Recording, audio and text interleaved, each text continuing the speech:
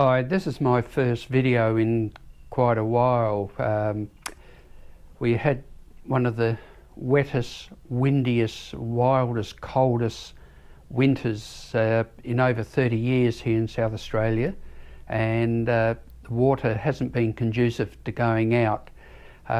Where we are in Gulf St Vincent, it has been a muddy brown colour since May of 2016 this year, and really for going for southern calamari, which are a sight predator, hasn't been much happening. A few guys have ventured out and gone a couple of k's offshore for the odd catch or two, but I wasn't one of them.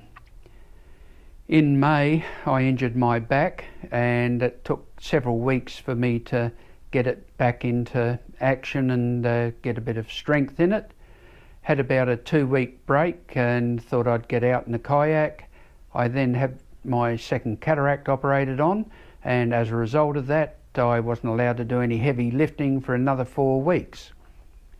Well, once I recovered from the cataract surgery, then our winter hit with full force. We had quite a few days of over 100km/h winds on the South Australian coast. A lot of the jetties were destroyed, and there were millions of dollars worth of damage. There were rivers that are flooding, and here we are in spring and we're starting to get the same weather that we had back in winter, with rivers flooding everywhere, with untold damage to roads in the Adelaide Hills, where the roads have virtually become rivers. Anyway, over winter, although I didn't get out fishing, I haven't sort of sat back on my laurels. A few things have happened. I've taken the roof racks off my Nissan Patrol and replaced them with a big pack rack, and onto the pack rack I've put a strong arm winch which has 1,500 pound capacity. Because getting on in years, and I've had a shoulder reconstruction and the other shoulder is not much better, plus my back issues, I thought that getting an electric winch would help things out, which it has. I've also bought the remote control for it.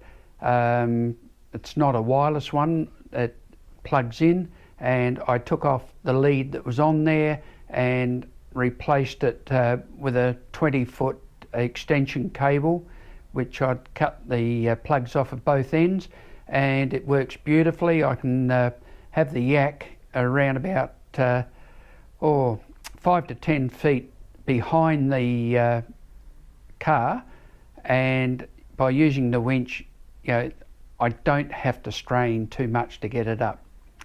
That was the first major thing I did.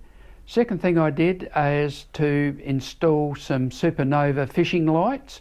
I've got blue LEDs in the front of the yak on the bow and green on the stern, and there's 4 small blue cabin lights which are in the cockpit, and I've connected that up to a junction box in the battery space in my Slayer Propel, and I'll show you that a bit later.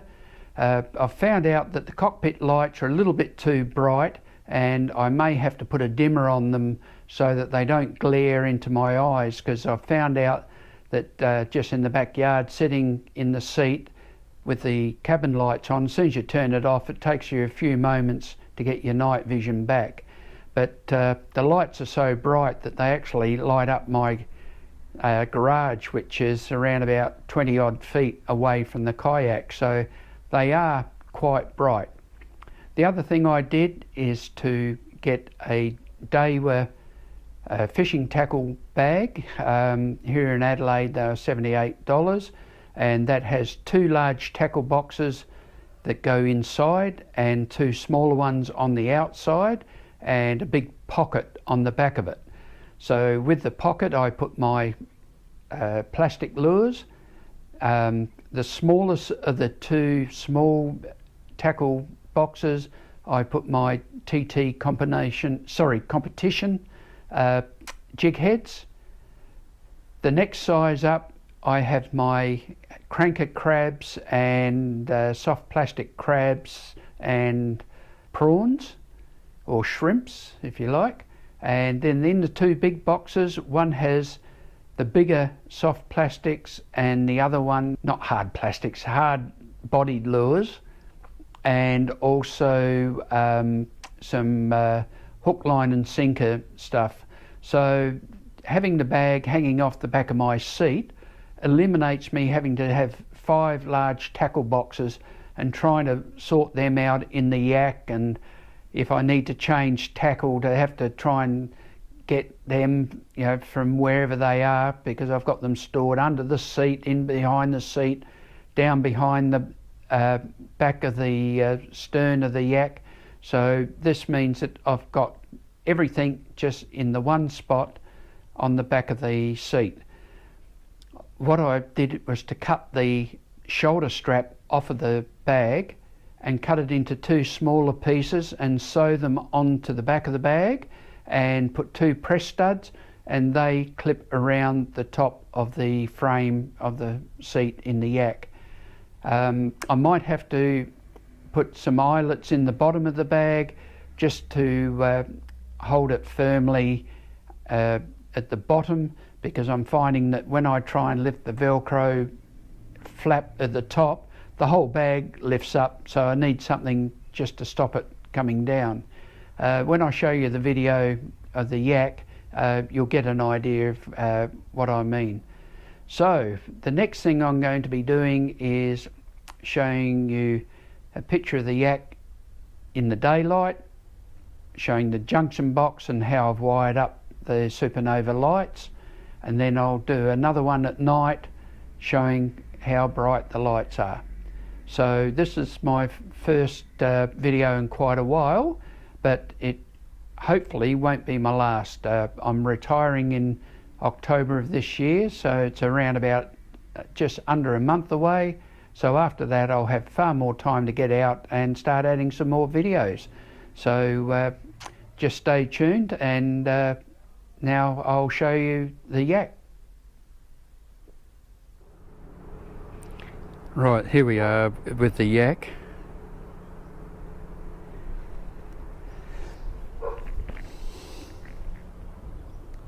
My YouTube channel name, just below that you can see one of the SupaNova LEDs. So that's on the bow. There's another one on the other side. We come up to the stern, and there's a green one here and on the other side.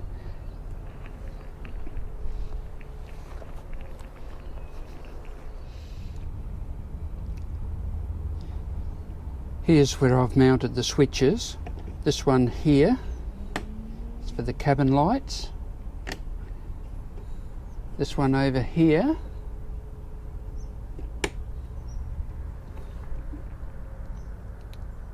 that doesn't show up very well in the day.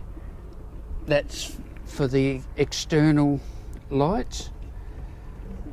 And what I've done with the Propel cover is I've cut a recess on both sides with my Dremel tool,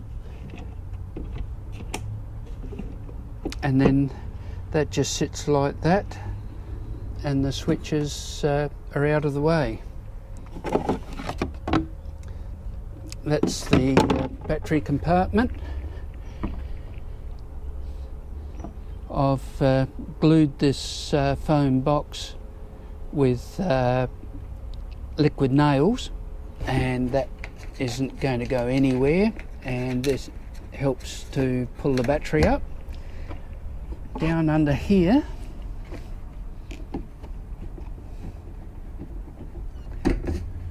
is my junction box. So I have all my wires going into there, as you can see on the left hand side, and all that comes out the right hand side over here is just the positive and negative that go to the battery. So rather than sort of having my battery loaded up with quite a few different leads as I did in the past, now it's all tidy. Down in here are the leads from all of the lights, and there's also the leads from the fish finder.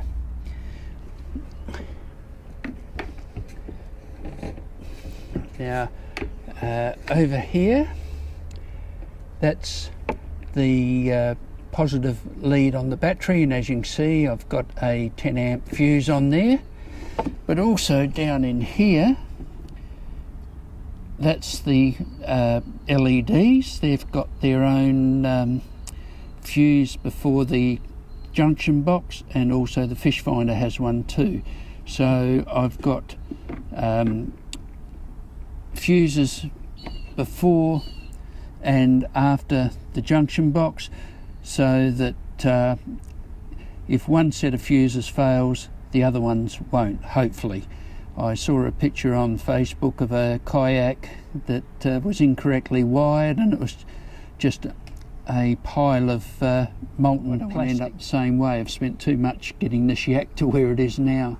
So that's the way that I do it, and I'll put the cover on the junction box and you'll see how neat it is.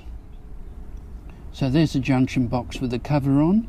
It's waterproof. I bought it from here in Australia, a company called Whitworth's, and where the leads come in this side is fully sealed up with silicone, as is the outside. So if I want to add any more lights or any more electrical things, they'll all come into this side, and there's only just the two leads that go to the battery, so keeps it all neat and tidy.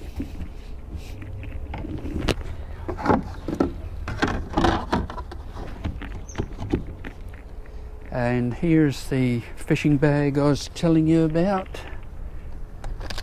See, when you lift it, it sort of lifts up, so I need to have something to secure it down here, so that when you lift the lid, that the bag doesn't come up. So in here are the two big tackle boxes with my hard body lures, and this one has got the hook, line and sinker. Whoop, I've just undone the press stud. Doesn't matter, I'll just undo it anyway. The other side.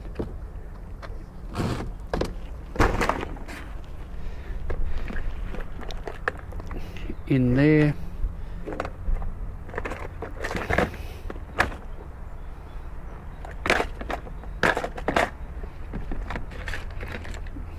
the plastic crabs, some Tassie devils, and some very large jig heads, cranker crabs.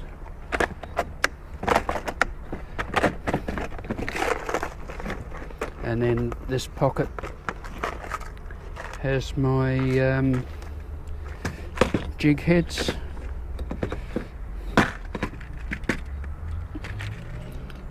Got a variety of sizes there. So that makes it a lot easier than, as I said, having 4 or 5 big tackle boxes sort of stored in this area, stored in here and underneath the seat. So that's the way it goes, and I'll come out this evening and just show how bright the lights are on the yak. Right, well here I'm in the backyard. As you can see, everything's quite dark, but we'll change that fairly quickly. Right.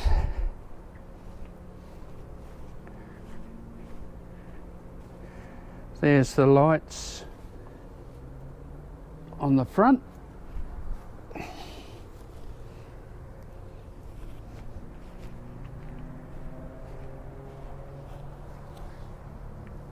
And on the back, and as you can see, it's flaring up a fair bit. And they are extremely bright. I'll just stand at the kayak, and that reflection over there is the garage, which is about 20 feet away. So if I head over towards the garage and point back to the kayak, you can see just how bright the lights are, and they're reflecting off the water tanks for my orchid house.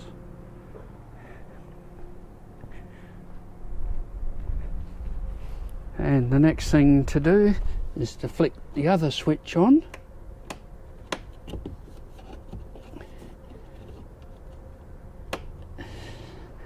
And there's the cockpit.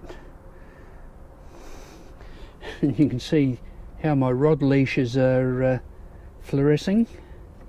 That's made of whippersnipper cord. And they're extremely bright. As I said earlier through the day, what I need to do is have something just to go over the top. I've got my hand there at the moment, just so that the light is guided down into the cockpit rather than into my eyes. So if I sit on the chair,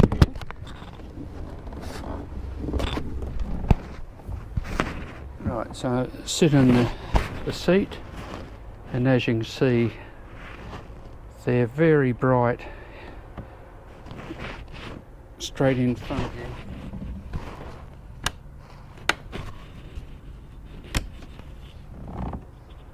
And that's the view that I'll get, looking to the front of the kayak. And I think you can see the blue. You can see the blue on the lawn there. Hopefully with water it should light up even more. So that's the kayak with the lights on it. So just remains to be seen, how that's going to go when I actually start fishing. Got the microphone lead in the way there. The other thing is, if I put my feet there, it'll block the light a bit, but there's still enough light in the cockpit, so just have to have a bit of a play around.